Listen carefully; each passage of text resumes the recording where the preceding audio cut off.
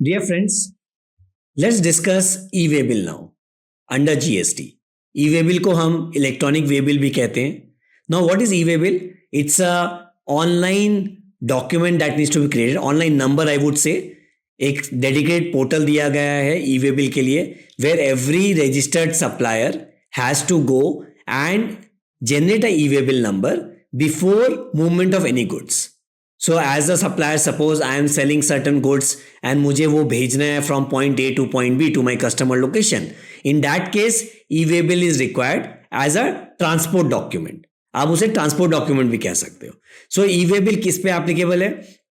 If the total value of goods in the invoice including GST is more than 50,000, in that case e-way bill is applicable and it's mandatory to be issued.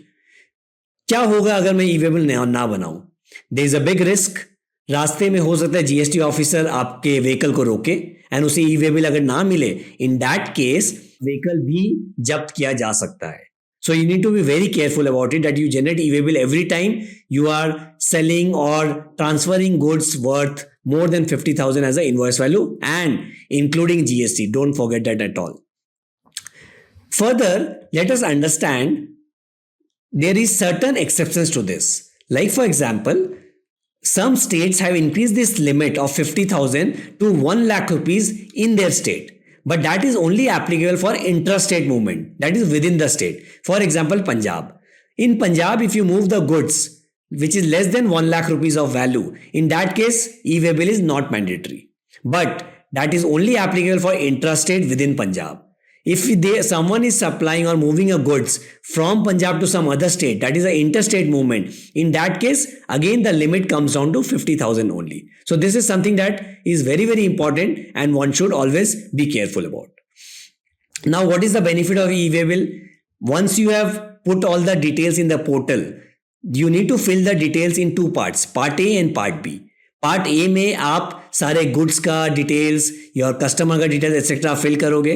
Part B में आप transport का details fill करोगे, जिसे हम बाद में भी update कर सकते हैं within 15 days of generating part A. And every vehicle has to carry this e-way bill.